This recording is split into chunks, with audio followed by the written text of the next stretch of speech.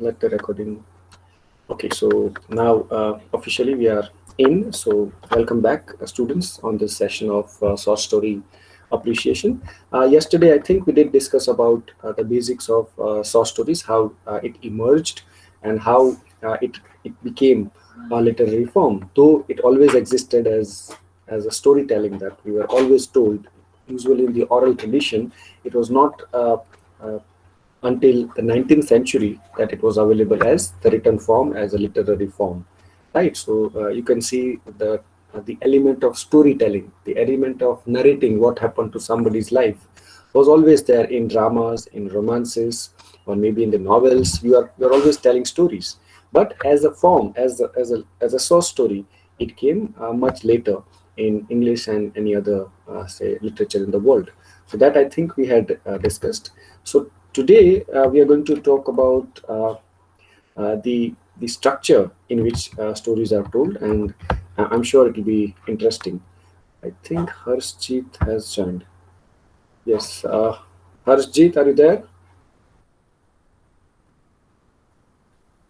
Harshjeet Singh, can you hear me? Yes, Yes, Harshjeet, please join in time, okay? Otherwise, you will miss the introduction and you will not be able to understand, okay? So, are you there, Harshjeet?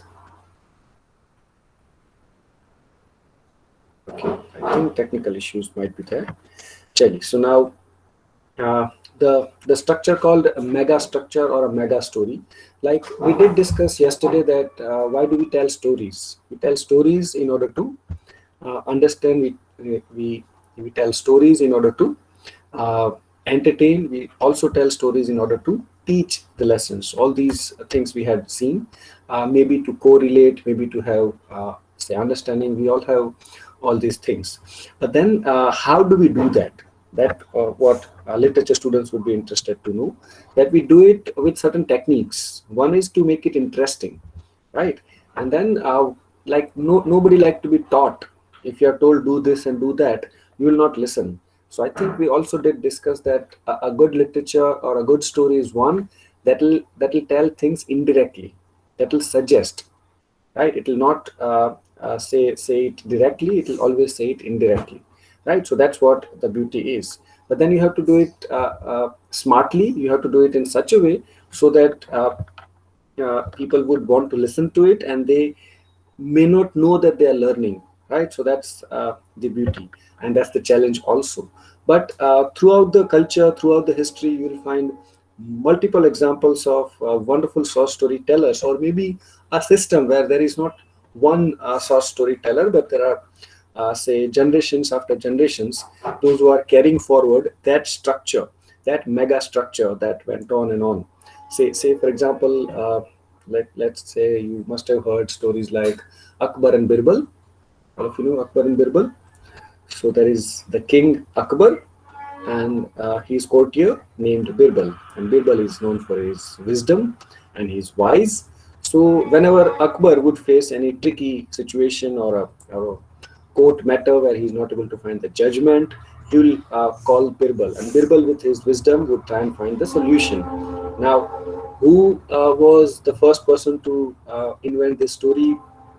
Source is still not known, or there are multiple sources and multiple languages across India. You'll find Akbar Birbal stories around the say continent of India, and that's very popular, right? So what's the main structure? The main structure is the king Akbar and his courtier, let's say Birbal, who is wise, and he'll be called whenever there is a tricky situation or a challenging situation. We do have regional versions of the same structure in Tenali Rama, if some of the students know. So Tenali Rama is again a wise courtier uh, in the kingdom of Krishna Devaraya. It's a southern India, South Indian, say continent. That part of India, these stories are say equally say famous, which has more or less the same structure: a wise, say mighty king, and a wise courtier. In southern India, it is known as say Tenali Rama. In the Islamic say countries, in the Arabic countries, you have Mullah Nasruddin. So this Mullah Nasruddin is again a wise man, he at times shown as a courtier, at times shown as the one who has nothing to do with the court, but he's known for his wisdom and sense of humor, right? So he'll not only give the judgment and the fair judgment, but also with the sense of humor, which is common in all three: Birbal, Tenal Rama, as well as your Mullah Nasruddin, right? So these are the thing that you see across the culture, and these are the structures with which you tell many stories, you teach, you entertain, and indirectly you try and teach. So that's the uh, mega structure. Uh, I'm sure you must have heard, but may not be aware of these mega structures, such as Arabian Nights. Are you all familiar with Arabian Nights? Arabian Yes, sir. Nights, Yes. Arabic word called Alif Laila. That's the one. But of what's the story of Arabian Nights, or what are the stories of Arabian Nights? If you could recollect any one of them,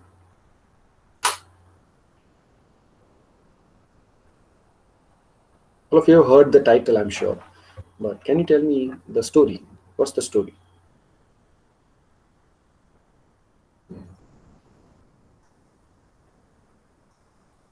Where have you seen, or heard, or what do you know about the story Arabian Nights, or stories?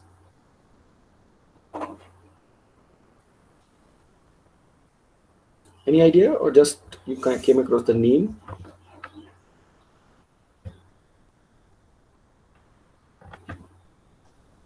Now, literature students would do this. They'll ask the source, they'll ask the author, they'll ask the origin, that in which part of the world these stories originated. As the name suggests, it is Arabia, the Arabic world, where Alif Lela, or also known as Arabian Nights, developed. So that much you can guess. What about the stories? What are the stories? No idea? No, sir. Hmm. Now, see, up to here you can say, but not anymore. Yes, Hardi, do you have any observation? Sir, about Arabian Nights, haven't heard much, but I have saw it on Disney series, like a Disney series that we have Cinderella's and all that. So is it? Cinderella is not Arabic. Cinderella is European, but Arabian Nights are quite familiar name at least. Now, it is of course from the One Arabic such world. There are character in that story, if I'm not wrong, is a Arabic princess called Yasmin or yes, Jasmine. I'm not sure yes, about the yes, pronunciation. Aladdin and Jasmine. They are there, but not Cinderella. I think I heard Cinderella. Cinderella is European, but yes, these are the characters: Jinni and Aladdin and many. But these are the stories from the Arabic world. But most say famous short stories are Arabic stories called Arabian Nights. Now, interestingly, if you take the title, the other title which is used for Arabian Nights is called Alif Lela, right? Yeah, the Kala Chor engine. So if you know, the alternative title is called Alif Lela. So Alif is the name of a king, and Lela is of course believed to be the wife, and not this Lela Majnu wali Lela, but a separate Lela. Lela was a common name in Arabic. So Alif Lela. So Alif was the great king, and he was king, and as a king he was of course could do anything, and he did. He fell in love with a beautiful girl other than Lela, before Lela, and this beautiful girl was not faithful. He was deceived by this beautiful girl, and he was taken aback that how this can happen. And then he took a strange turn, typical Arabic barbaric king's revenge. So what he decided, that now every day I'll marry a girl, a beautiful girl preferably. I'll spend a night with that girl, and next day I'll kill her. So night after night, day after day, marriage and killing, marriage and killing.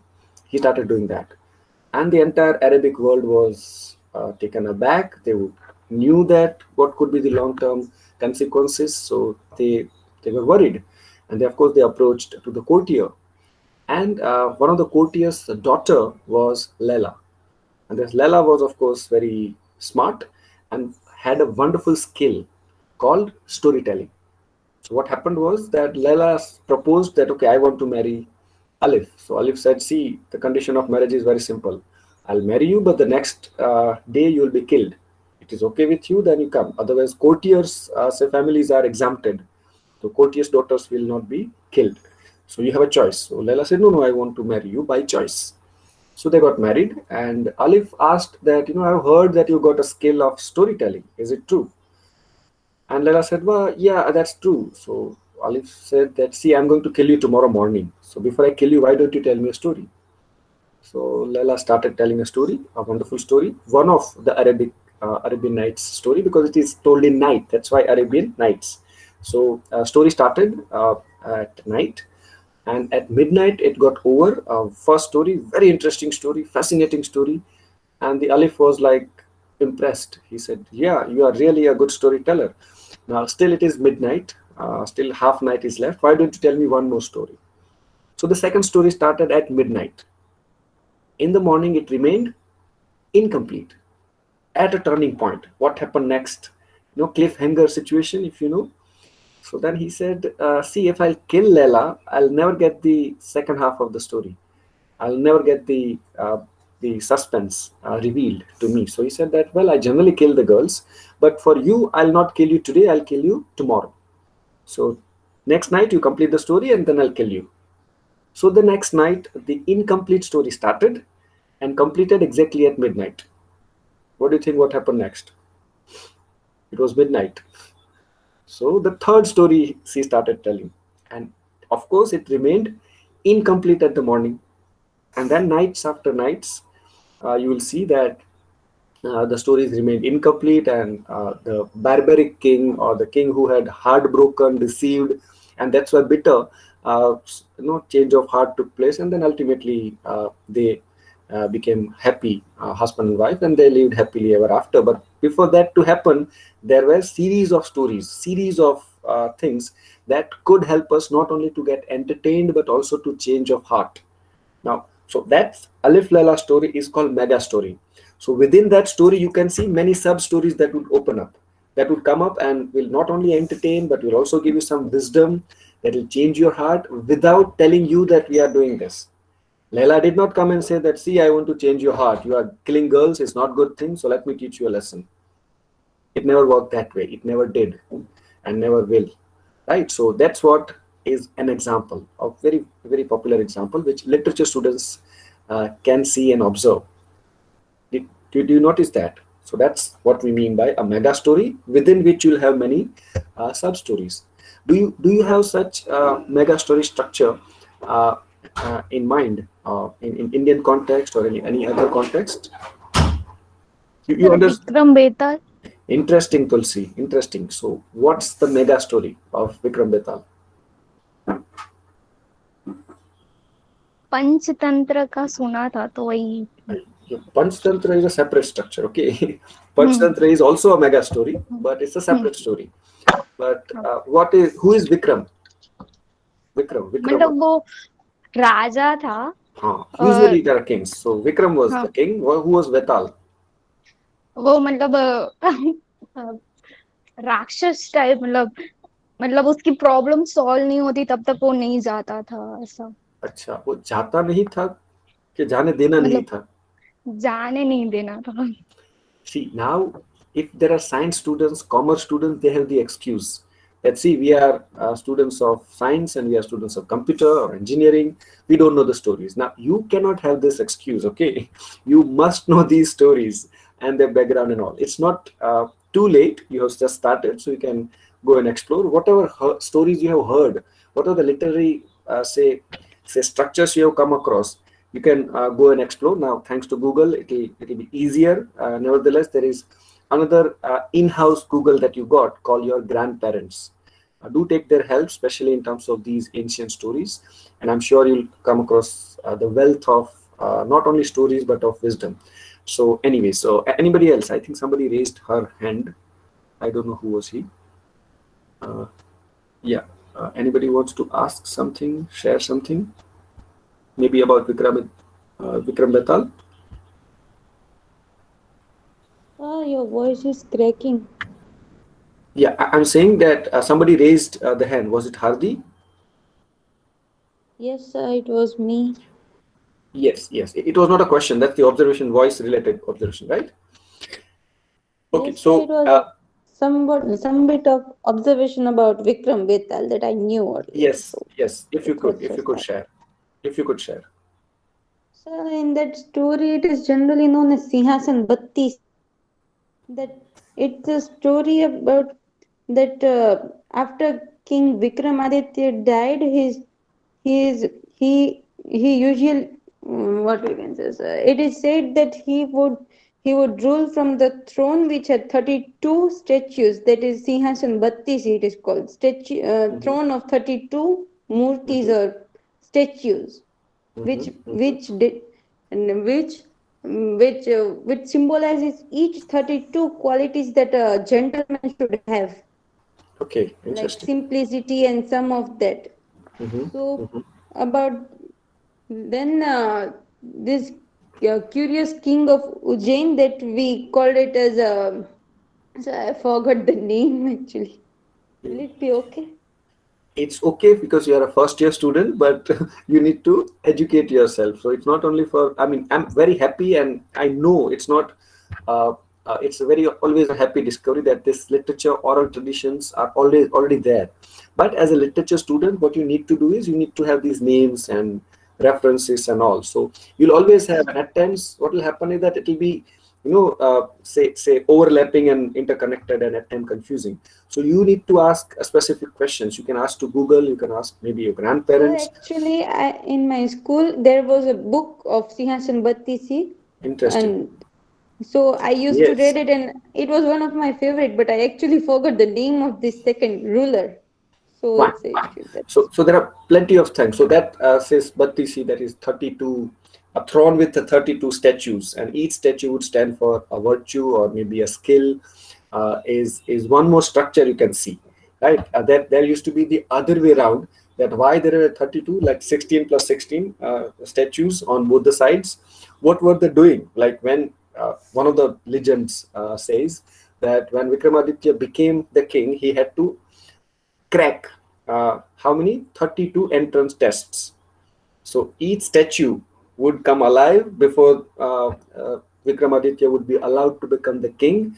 The statue would come, would tell a story. At the end of a story, a question would come that answer this question. If you do, you can step on.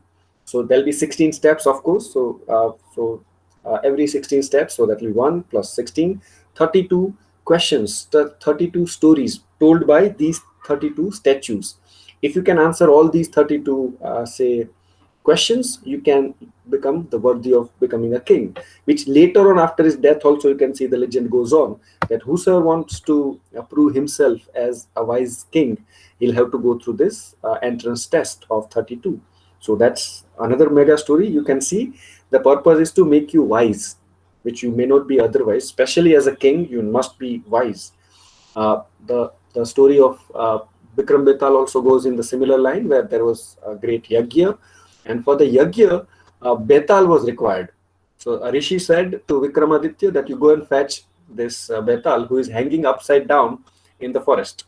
So this Vikramaditya goes to the forest, fetch this Betal on his shoulder, and while coming, Betal said, "I'll come, but I'll come with one condition: that you are not supposed to speak while we are going."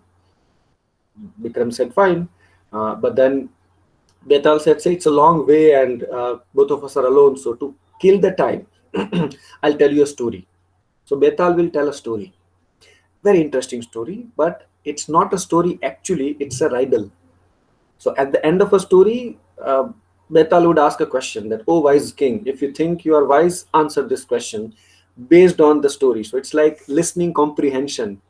है ना? That if you have heard properly, if you understood properly, answer this question from the story.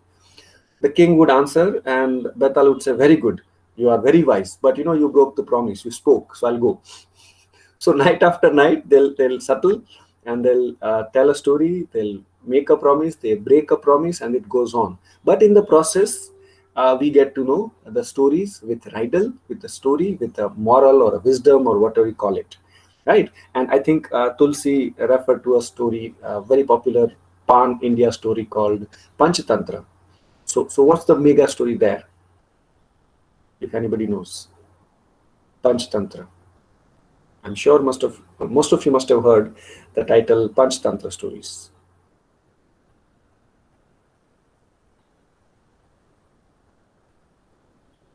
There are many stories with morals, but I think you know the terms called fables and parables. Fables and parables. I would want you to write down these two kinds of short stories or moral stories, and try and find out the difference. Are they same or different? Both are called stories. Uh, Now there is a thin line difference. As literature students, I'm sure it will be interesting for you to discover. So these fables and parables were the part of Panchatantra, but the main story was once upon a time there was a king. This king had four sons, of course, would be kings, isn't it? But these four sons were idiots, good for nothing. They did nothing, they understood nothing, and the king was worried that what will happen to my kingdom? These four are idiots. They don't simply understand commonsensical things. What to do? Many teachers came, many rishis came, but they failed. They could not educate these idiot sons. So then the king came to know about a rishi who has his own ashram, and he had a great fame of wisdom. So then the king went to the ashram and said, "What to do with my sons?" So the rishi said, "You send them to my ashram. They'll stay here, and we'll spend time, and I'm sure it will work." And then four sons started living in the ashram. In the ashram, daily routines were there, and no education, no teaching, but storytelling.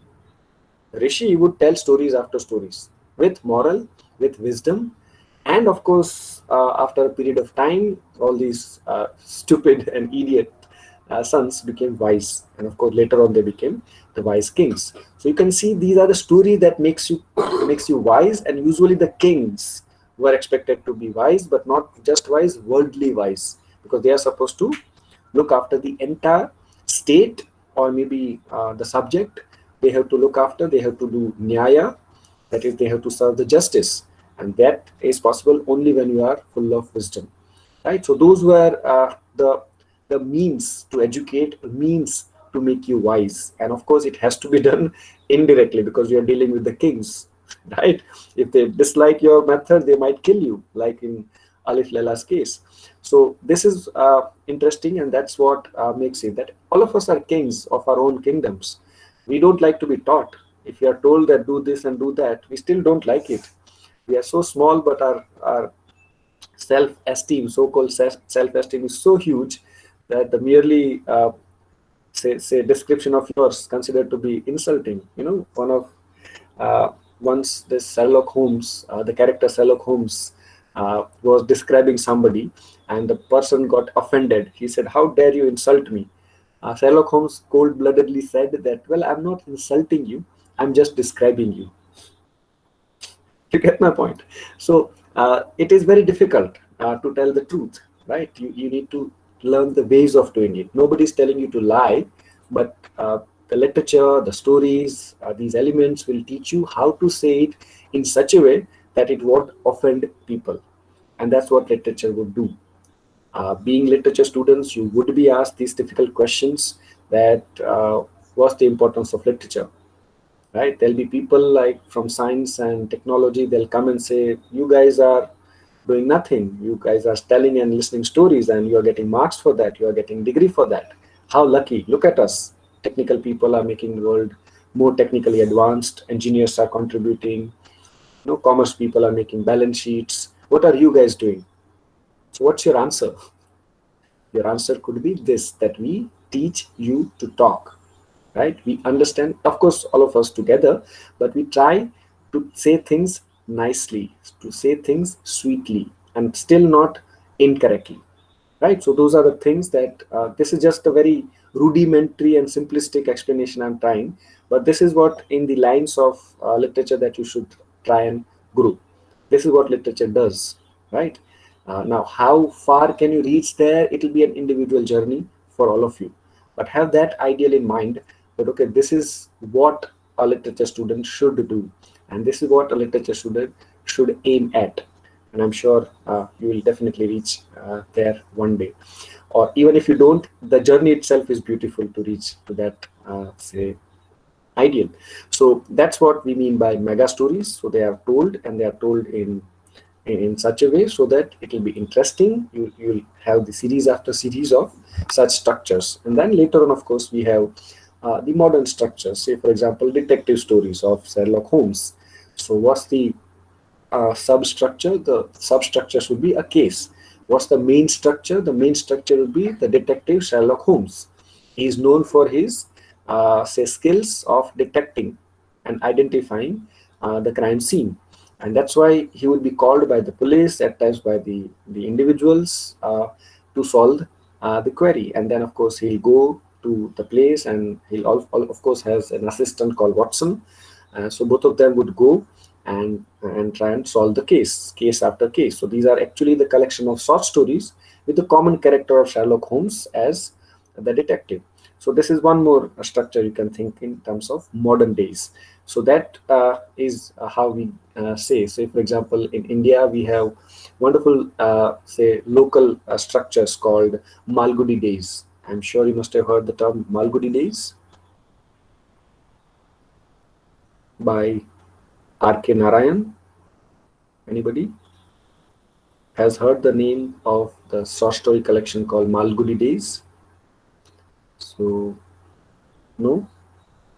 Malgudi? Yes, Yes, sir. you heard somewhere. Good.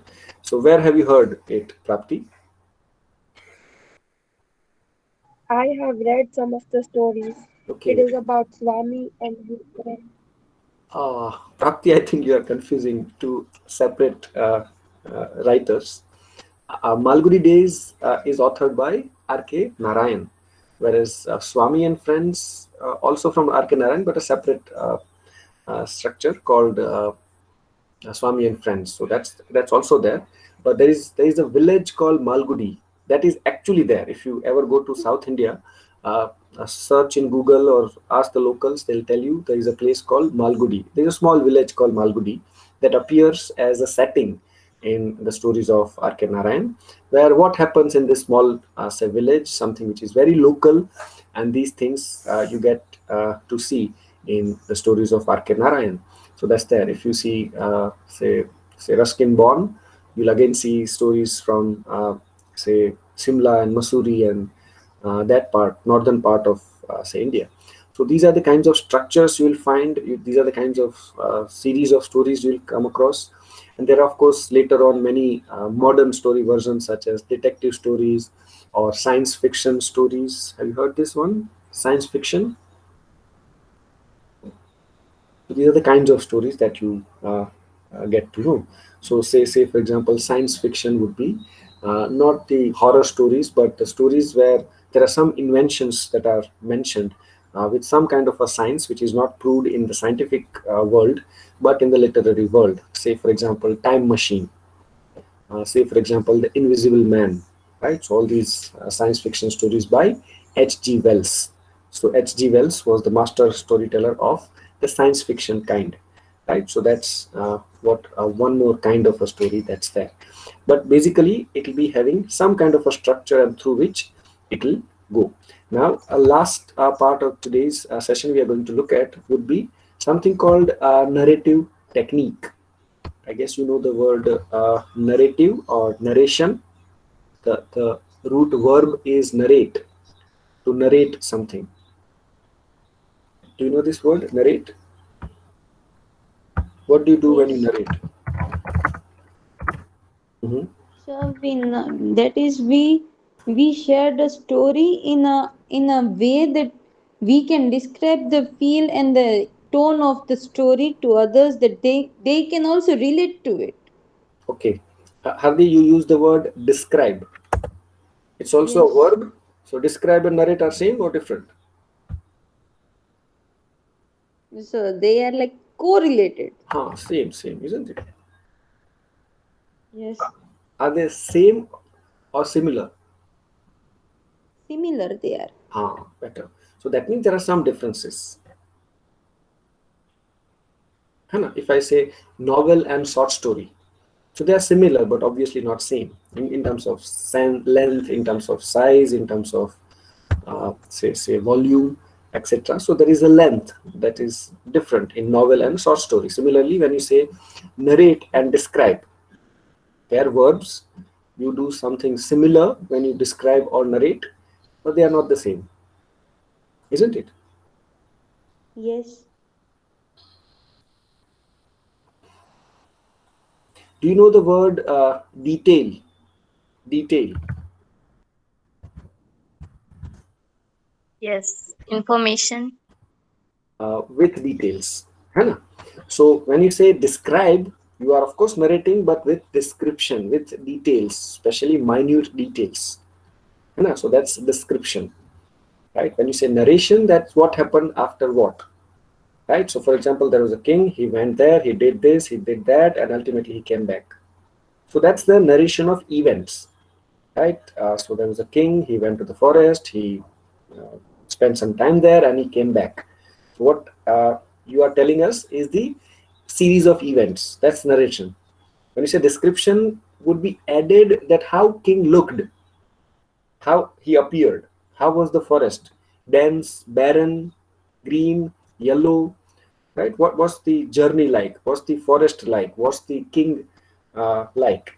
Right? So there are details given, descriptions are given of how a person, place, or thing appeared, right? So that, or maybe something happened and how it happened. So with details, when you try and give, that would be say add details with description, right? So that's the thing like.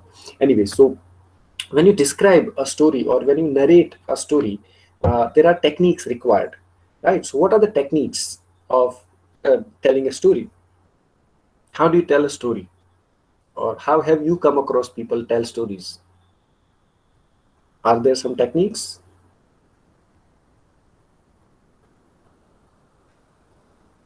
How generally you see the first line of a story?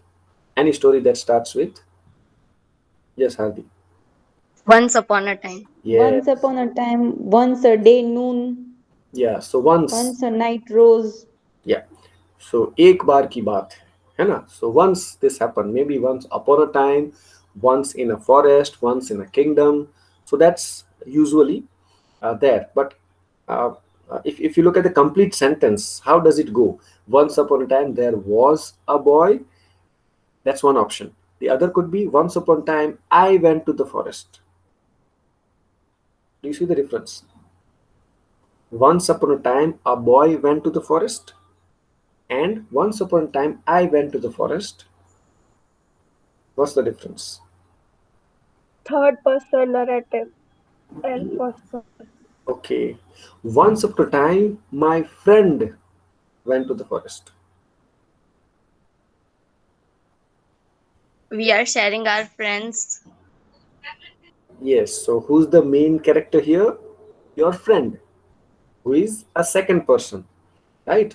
And you are telling about your friend, but you are also the part of that story, isn't it? For example, if you Yes. see, if you are seeing the, I doubt if you read, but let's say, okay, you must have watched some movies like Three Idiot that starts with one of the characters telling you that this happened to me and my friends, or my friend and I were studying and this happened. So he's not the main character, but he's one of the characters telling you about what happened in their lives before some years and maybe now. Okay, so that's one more technique. So with this, some of you already mentioned the techniques. Who's telling you the story will tell you about the narrative techniques, right? So who's telling you the story? It could be the first person, it could be the second person, it could be the third person. So can you tell me what do you mean by this first, second, and third person?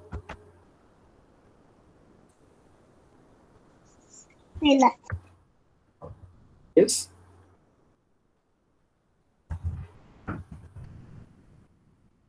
We share our experience, we share someone else's experience, Hmm. and it may be that we have heard from someone and then we share. That's fine. That's fine. But point is, how is it done? That's the question.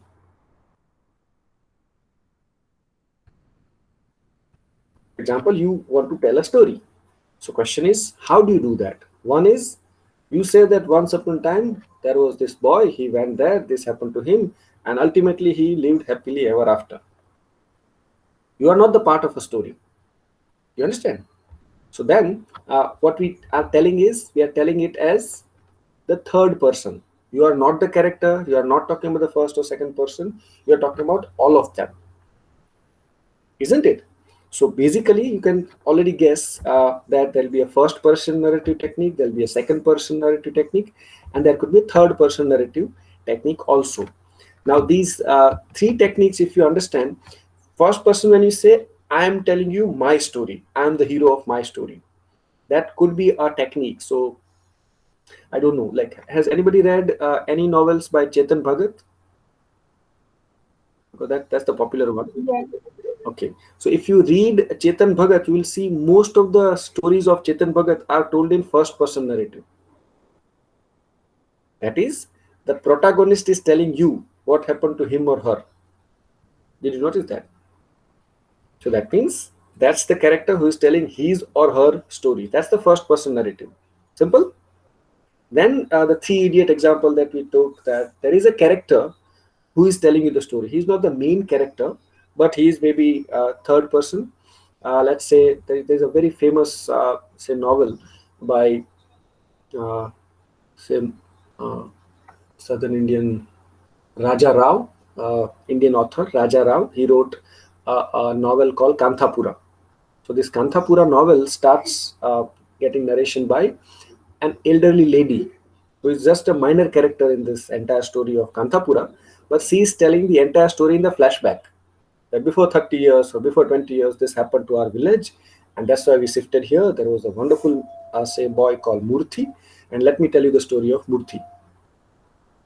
Right? So she is one of the characters. She is not the third person. She is not out of the world, fictional world. She is the part of the fictional world, and that's called the second person narrative technique. You know, where you are not telling your story, you are not the main character, but you are one of the characters, maybe minor, maybe a friend of the main character, maybe mother or maybe sister, maybe the son who is telling you the story, isn't it? Who's telling you this story? So that could be interesting. And third, which is called omniscient. Now, what is omniscient? It's one of the words used for God. Yes, yes, Hadi. Present everywhere. Uh, it is omnipresent, is present everywhere. Yes. It is omniscient. There are three words used for God, isn't it? Omniscient, omnipotent, and of course, omnipresent. The God is everywhere, knows everything, and is super powerful. Nobody is as powerful as God. So that's three, say, adjectives used, or nouns also at times, as used for God. So here we are talking about the author who is omniscient, who knows everything, isn't it? When you are telling story, you know everything. What happened first, what happened next, third, and ultimately what happened. So you know everything, and then you are telling a story because you are like a god for that story. You know everything, and then you are narrating it. You are not the part of a character. You are not one of them. You are God, or you are narrator, or maybe an omniscient author who knows everything. And many stories are written like this. Once upon a time, there was a boy, and I'm going to tell you what happened to that boy. Right? So I'm somewhere in the sky, and I'm knowing and seeing everything. I knew and saw everything, and now I'm telling you what I saw and what I knew and what why do you want to, why you should know this. This is very interesting story, you know. आओ तुम्हें एक किस्सा सुनाऊं, which is very interesting kissa, very interesting story. So let me tell you, isn't it? So that all those jobs are done by the third person, usually the author, or it could be a omniscient narrator who knows everything and does everything, right? So that's these are the three most popular story techniques that are say used in storytelling. Make sense? First, second, third person. These are the ways in which stories are told. Maybe the first person, the main character, is telling you about him or her, and the entire story is about him. Second could be a friend of main character or maybe one of the minor characters is telling you what is happening, and I was there. I was one of the sons or one of the daughters or one of the family members, and I'm telling you what happened to my family. You see that? So that's what is second person. Third is very, very popular amongst the story writers, be it novel or maybe short story. They are the author usually who would know everything and would tell you. Make sense? Yes or no? Yes, Yes, sir. sir. Great, great. It's simple. There is one last technique. There are many, but we'll just take four so that you don't get confused. It's called epistolary narrative technique. Do you know what is epistle? The root word is epistle, and from there the adjective is epistolary. Later episode मतलब later type. Letter type नहीं, letter ही होता है. Later मतलब letter मतलब LATER वाला letter और LATTER वाला letter. I'll tell you later. Which one? LETTER. ठीक है. This literacy में जो आता है, I know the letters and with the letters I make a word. That वाला letter, right? Yes, sir. Okay. So letter मतलब अक्षर, है ना? So that's why the one who knows the letter is literate. One who does not know the letters is illiterate. है ना? तो अक्षर की बात हो रही है. So that's the letter, isn't it? Yes or no? Yes, sir. Is it the same letter? No, sir.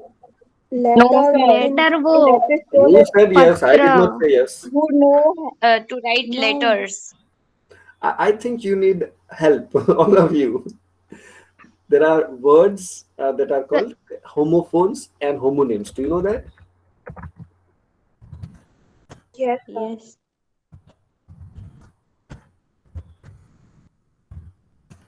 So, a few examples here. I guess you know there is a holy book called Dictionary, which should be very close to you.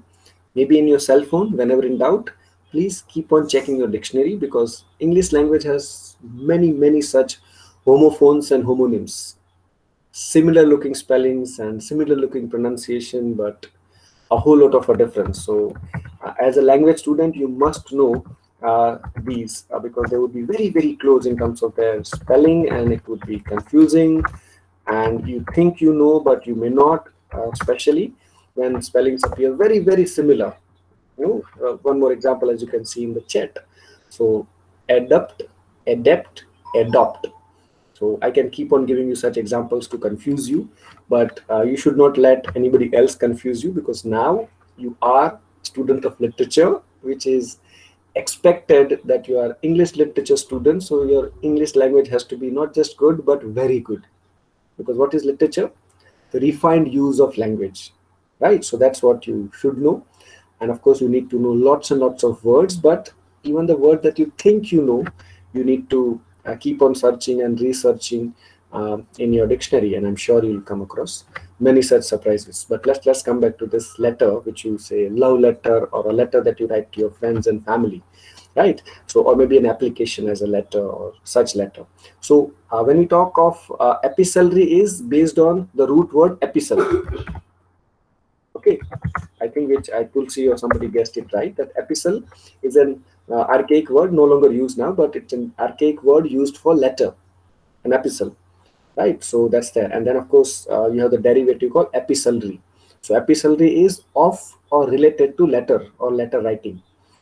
An epistolary novel or an epistolary story would be a story which has no say teller. I mean, there is no first person narration, no second, no third. It be a letter. The story starts as a letter, है ना? And a story ends also as a letter, or maybe it would be a response to one letter to other. There is nobody telling you the story. It's the letter after letter, maybe exchange of letter, or maybe one letter, right? A very famous example could be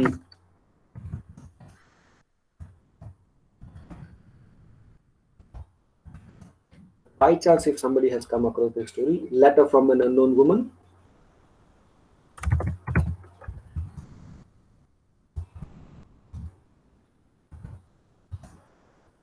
Stefan Zweig, if you know.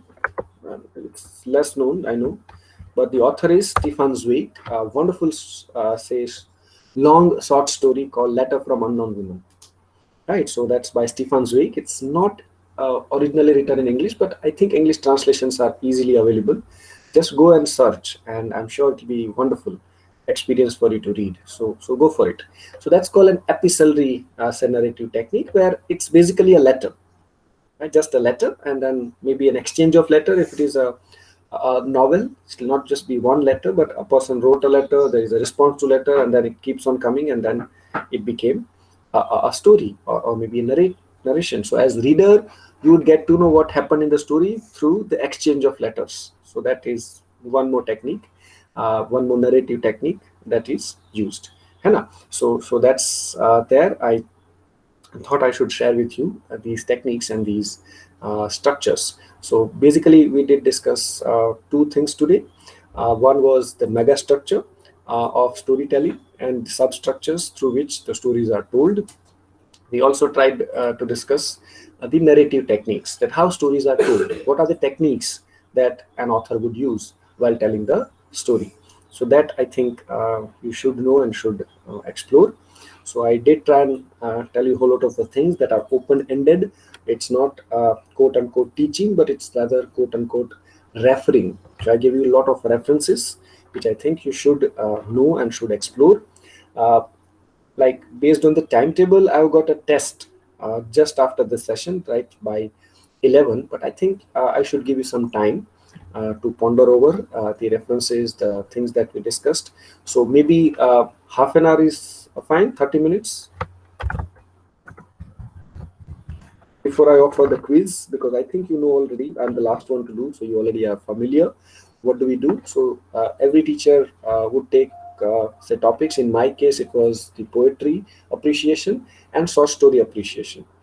So at the end of these 2 + 2 4 sessions, I need to conduct a quiz. Quiz is ready, but I think I should give you some time to you know Recall. yeah, recall, recollect in tranquility, so that you can have the spontaneous overflow of powerful feelings, है ना?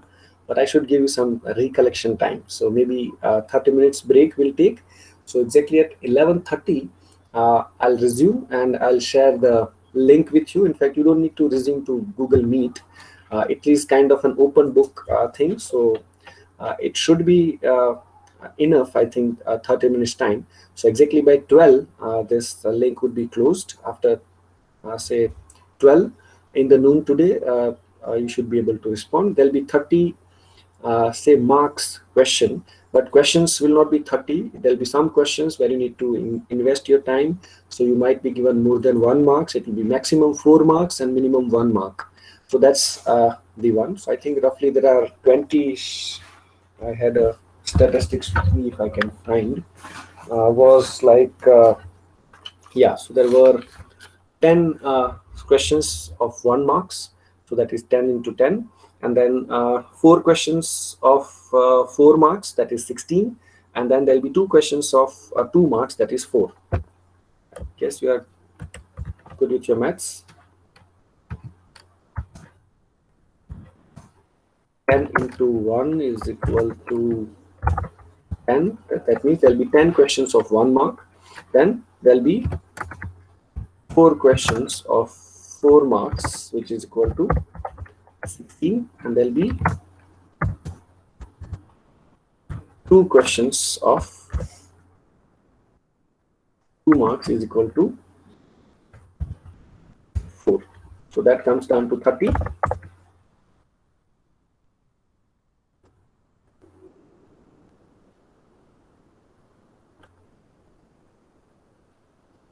I hope I'm good with my maths. Yeah, it comes down to 30, isn't it? So there'll be 10 questions of 10 marks. There'll be 4 questions of 4 marks, so that is 16. There'll be 2 questions of 2 marks, that is 4. Right? So 10 plus 16 plus 4 is equal to 30. Is it 30 for you also? Because Yes. in maths you will have the Yes. same answers. In literature you may have Yes, different answer. For me, 1 plus 1 is equal to 11. So don't apply that fuzzy logic here. there'll be 30 marks questions. So in total, if you notice, there'll be just 16 questions. Okay, 1 6 16 questions, and total marks would be 30. So we'll start by say 11:30. I'll give you a couple of minutes. In case you have any query, questions, doubts, you can ask, or else we'll call it a day.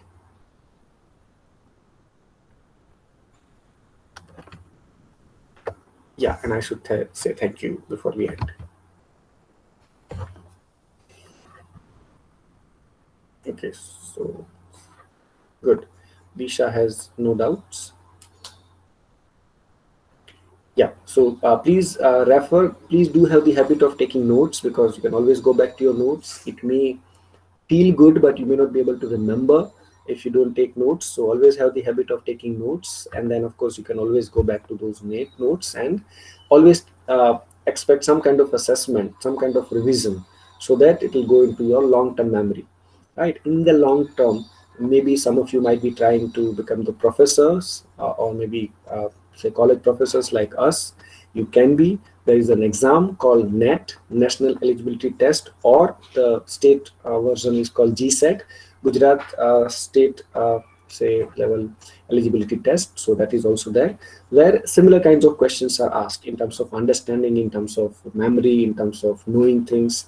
So if you start from your say first semester, so within 3 years you do have say good amount of information and understanding and knowledge, which you can use it while cracking your say exam. So any kind of exam which will be of some help. So that's all from my side. See you then at 12:30. We'll not meet. We need not to meet, because it is just online. You and your log in. You just need to log in with your say ID, and you need to fill up this Google form, which is going to be in the form of quiz. Instantly when you submit, it will be with me, and then once it is done, you are free from my side. Yeah. So I guess there are no questions, queries, or doubts. So that's it from my side. Thank you.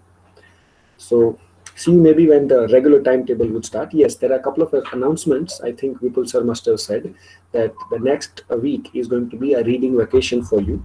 Uh, I'm going to share with you some of the PDF files of our say texts that we are having in our popular literature paper. So I'm going to share a short story and a novel. We are going to start with the short story called Nightfall. Right, so Nightfall is a science fiction short story with which we'll start, followed by an interesting novella called Rebecca. Right, so we are going to look at these two. So I'm going to share the PDF files of these two say texts. So you may start with Nightfall, which is actually a short story, science fiction short story, and then you may also try and read, which is not very lengthy book called Rebecca. Less than 200 pages, 100 some pages are there. So I'm sure you'll find it interesting, and trust me, it will be a wonderful introduction to literature through these texts. So do spend your next week in reading, and I'm sure it will be say a wonderful journey that we are going to start maybe from 4th of October. Right, the regular timetable would come, and I'm sure you'd be informed accordingly. So that's all from my side today. Thank you, and join this Google form at 11:30. So at 11:30 in the WhatsApp group, I'll share the link. By clicking on that, you can submit that. So that's all for today. Thank you for your participation. Yeah. Thank Thank you, you, sir. sir. Sir.